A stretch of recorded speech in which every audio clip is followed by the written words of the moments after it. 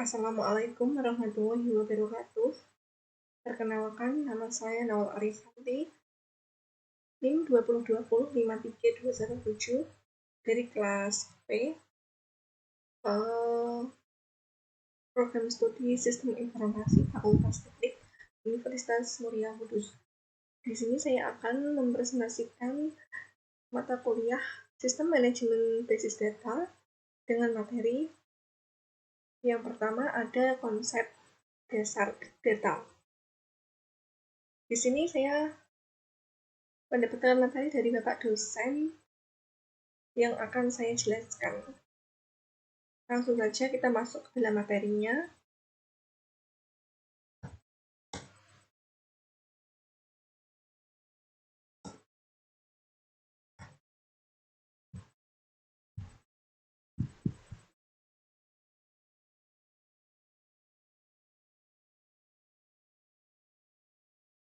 Materi SMBD di sini yang kita pelajari yaitu yang pertama ada pengantar RDBMS dan konsep dasar database atau basis data.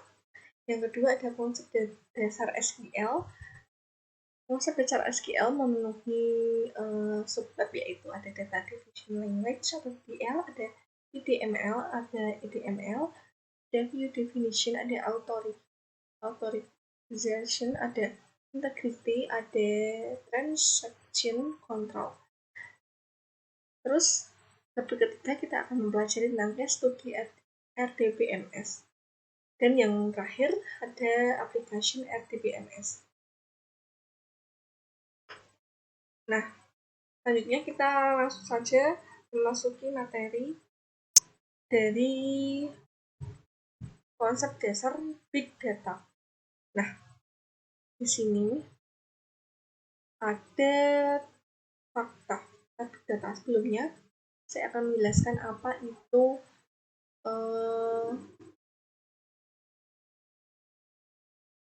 itu base data atau big data. Big data adalah sekumpulan data yang memiliki volume atau ukuran yang sangat besar, yang terdiri dari data yang terstruktur, semi terstruktur, dan tidak terstruktur, yang dapat berkembang seiring berjalannya waktu. Dan di sini ada skema data itu mencatat pengiriman data. YouTube video total durasinya bisa mencapai 104.000 jam. Email bisa mencapai 45 miliar, SMS 540 juta, Twitter bisa kapasitasnya yaitu 400 juta, Facebook 360 juta, foto diunggah, Wikipedia 9.000 artikel diunggah, situs baru ada 140.000 website atau lama per hari, dan seterusnya. Nah, itu adalah fakta big data atau kapasitas big data itu. Nah, selanjutnya ini ada fakta big data atau asal usulnya itu di Amerika Serikat 1,2% dari total daya listrik dikonsumsikan oleh server-server. Diperkirakan 0,5% emisi gas rumah kaca berasal dari server dan data center.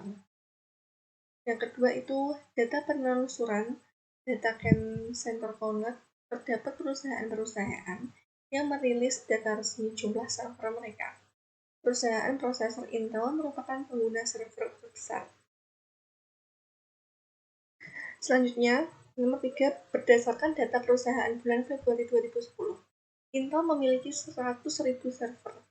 Perusahaan yang bermarkas di Santa Clara, Amerika Serikat itu memang memiliki banyak cabang dan fasilitas pabrik di berbagai negara di dunia.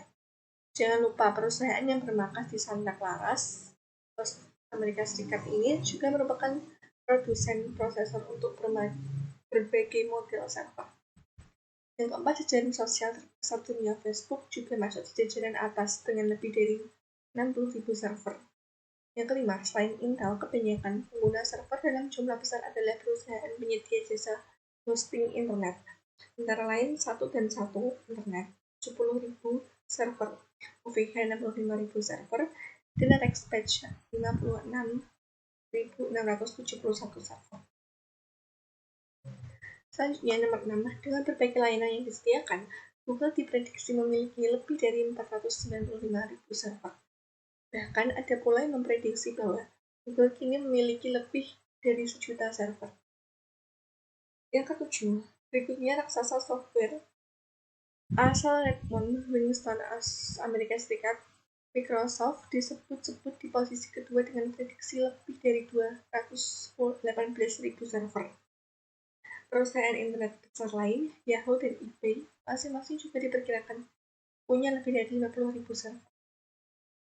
Nah, itu adalah fakta big data, bahwa big data itu penyimpanannya sangat besar dan luas.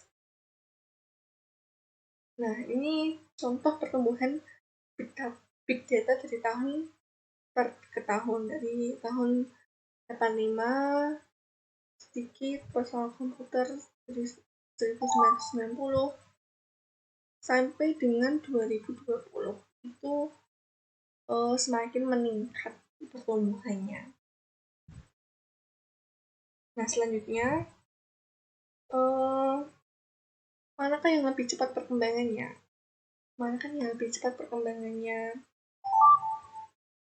Komputerkah? Atau alat komunikasikah? Atau perangkat multimedia kah? Atau teknologi database kah? Nah, komputer ini karena mempunyai office dan aplikasi. Alat komunikasi seperti HP bisa diakses dari internet atau dari perangkat multimedia seperti video cam, streaming, atau teknologi database SQL dan NoSQL. Nah, di sini kita akan mempelajari perkembangan dari big data itu. Selanjutnya, di sini ada produk RDBMS dan vendor. Nah, ini nomor 1 ada jenis produknya Oracle. Vendornya Oracle, kapasitasnya bisa mencapai 8 exabyte. Yang kalau di B2 itu vendornya IBM, kapasitasnya bisa mencapai 4 exabyte. Terus jenis produk yang Seabase itu vendornya PowerSoft, kapasitasnya hanya 2 exabyte. Vendornya Informix kapasitasnya 2 exabyte, dan di sini masih bisa dilihat sendiri sampai ke MongoDB. MongoDB kapasitasnya bisa mencapai 180 exabyte. Next. Nah, di sini kita mempelajari tentang satuan media penyimpanan atau storage. Storage di sini dimulai dari yang terkecil hingga yang terbesar, dari kecil kilo, dari yang terkecil byte, terus kilobyte, megabyte, gigabyte, terabyte, petabyte, exabyte, zettabyte, bahkan bisa mencapai yottabyte. Yottabyte itu 24 atau bisa disebut dengan septillion. Terus selanjutnya ada perkembangan RAM atau RAM dan prosesor. Perkembangan RAM dan prosesor dari tahun ke tahun. Ini perkembangannya awal mulanya tahun 1970 itu 1 kilobit saja ya. Kilobit. Terus adanya 4G di sini itu dari tahun 2005. 2005 ini sudah ada 4G. Dari tahun ke tahun ini perkembangannya RAM atau prosesor bisa naik ya.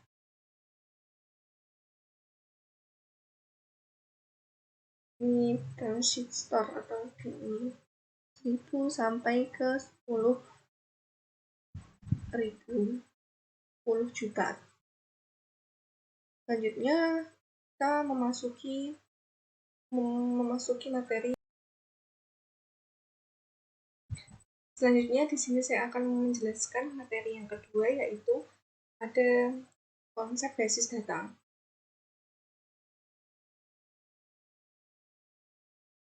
Nah, apa itu konsep basis data? Basis data atau database dapat dibayangkan sebagai sebuah lemari arsip. Jika kita memiliki lemari arsip dan bertugas untuk mengelolanya, yang dikelola atau dikelola,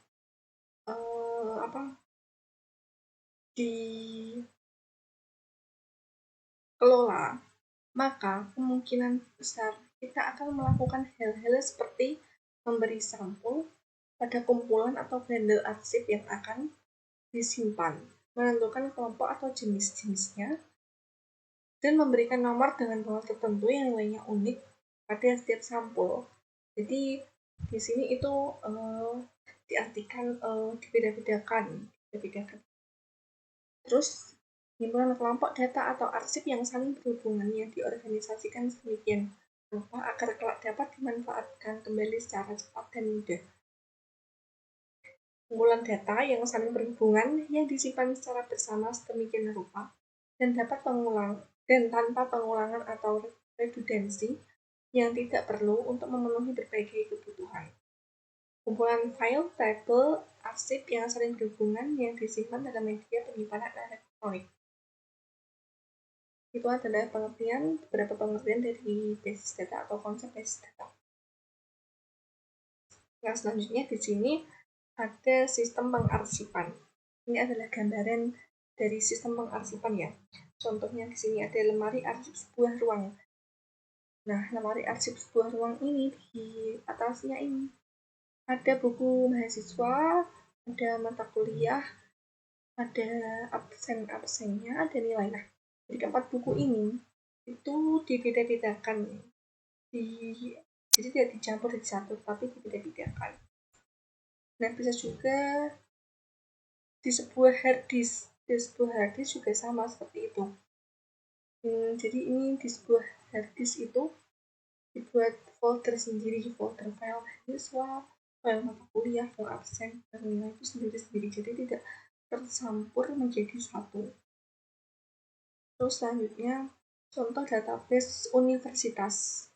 Di sini ada beberapa macam tabel, dan tabel mahasiswa dihubungkan dengan tabel fakultas melalui kode F, tabel mahasiswa dengan tabel nilai melalui nomor BP, dan tabel mata kuliah dengan tabel nilai melalui kode MK. Terus di sini ada contoh database penjualannya, tabel barang yang dihubungkan dengan tabel pemasok melalui kode pemasok, tabel barang dengan tabel transaksi jual melalui kode barang, dan tabel pelanggan dengan tabel transaksi jual melalui kode pelanggan. Nah, seperti itu. Selanjutnya di sini ada perbedaan SQL dan non-SQL. Nah, sini saya akan menjelaskan SQL dan non-SQL itu apa. SQL merupakan singkatan dari Structured Query Language.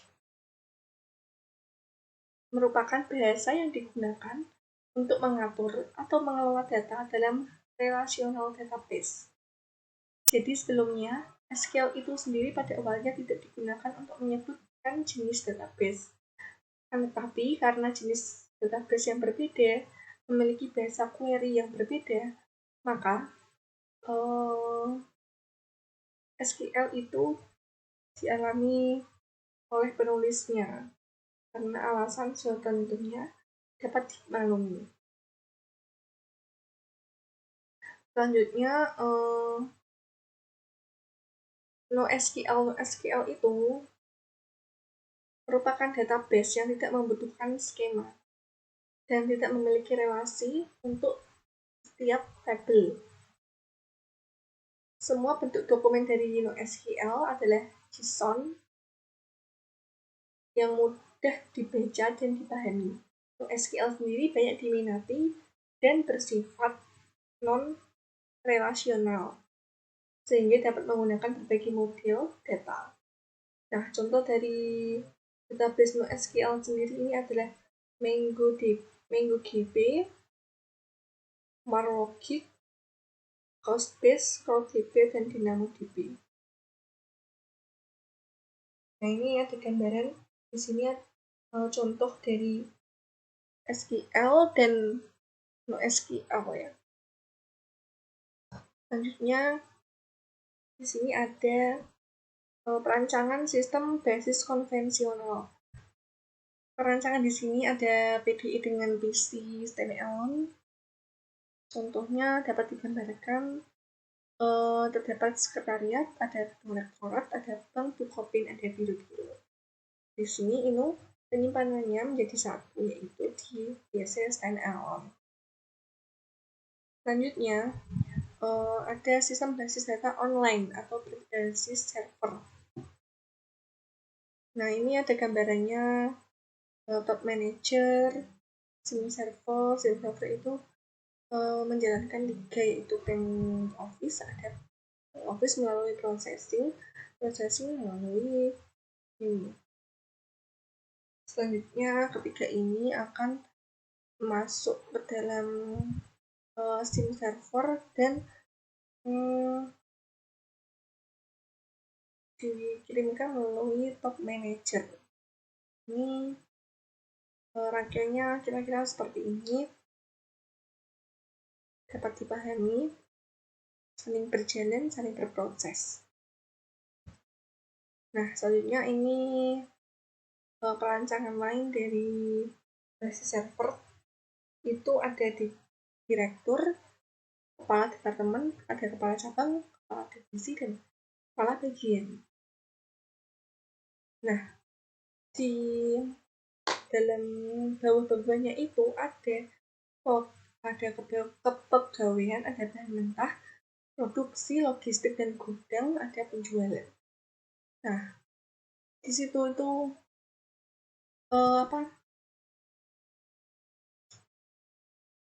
dikirim ke urut ke pegawaian, ke kepala bagian dikirimkan melalui kepala divisi dikirimkan melalui ke atasan lagi ke cabang, terus ke cabang dikirimkan ke departemen, terus selanjutnya ke yang terakhir ke direktur. Nah, ini adalah contoh dari SIM server dari pusat. Terus direktur ke top manager dimeetingkan menjadi satu bagian. Ini adalah contoh basis data online, gambarannya kayak seperti di perusahaan. Nah, terima kasih penjelasan materi dari saya. Semoga bermanfaat. Billahi taufiq wal hidayah. Wassalamualaikum warahmatullahi wabarakatuh.